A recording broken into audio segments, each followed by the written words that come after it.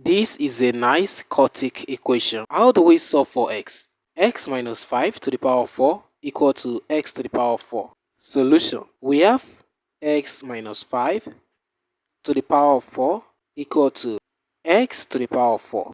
The first step is to transfer this guy to the left side. Doing that, we're going to have x minus 5 to the power of 4 minus x to the power of 4 equal to 0.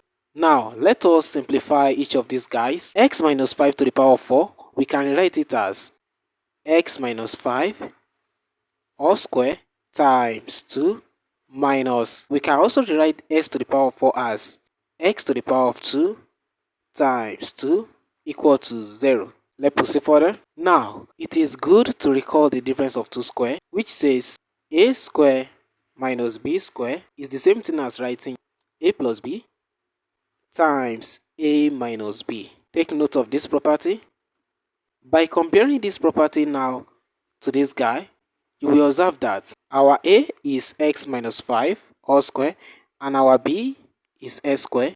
So this whole guy will now becomes, what is a? A is s minus 5 all square, so we have x minus 5 all square plus, what is b? B is s square times this guy, a minus b. A is s minus 5 all square, x minus 5 all square minus b is s square.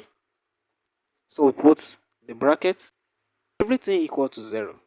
This implies that if you expand this guy very well, x minus 5 all square, you will obtain x to the power of 2 minus 10x plus 25 plus s to the power of 2, we close the bracket, times s minus 5 all square is s to the power of 2 minus 10x plus 25 minus x to the power of 2 equal to 0. Let's proceed further. S square plus s square, that is 2s square minus 10x plus 25.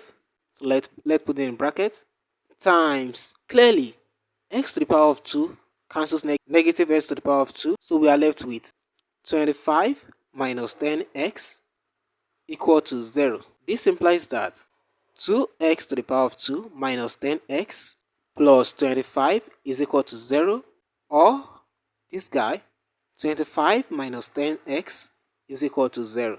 This guy is a linear equation, so when this guy comes to the right side, it becomes 25 equal to 10x. Divide both sides by 10, we have 25 over 10 equal to 10x over 10.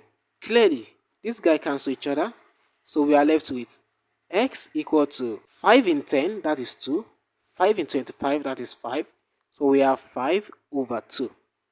This is the first solution. Now, let us focus our attention on this quadratic equation. You will observe that we can use quadratic formula to solve this. So, let's recall the quadratic formula. It says x equals to minus b plus or minus square root of b square minus 4ac over 2a.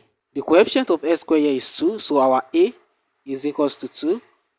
Coefficient of x is negative 10, so our b is equals to negative 10, and our c is equals to 25. So let's substitute these values into this quadratic formula. We're going to have x equals to minus, what is b? B is negative 10 plus or minus square root of b is negative 10, so we have negative 10 all square minus 4 times a is 2 times c is 25. Sorry for this, let's just manage it, over 2 times a is 2. So x is equals to minus times minus 10, that is 10, plus or minus square root of negative 10 all square, that is 100, minus 4 times 2 times 25, that is 200, over 2 times 2, that is simply 4.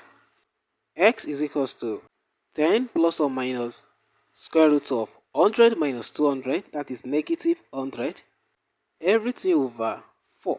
So x is equals to 10 plus or minus, we can write square root of negative 100 as square root of negative 1 times square root of 100 all over 4. X is equals to 10 plus or minus, What is square root of negative 1? That is I from the complex number.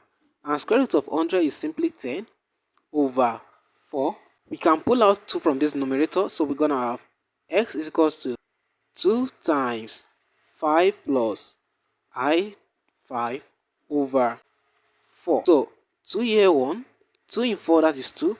So we are left with x equal to 5 plus I times 5 over 2. This is the second solution for this equation. Therefore, x equal to 5 over 2, which is the first solution, comma, this guy.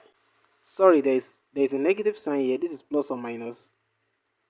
So the second solution is 5 plus I times 5 over 2. And the last solution is 5 minus I times 5 over 2. So these are the required value of x for this QUARTIC equation. That's it. Thanks for watching.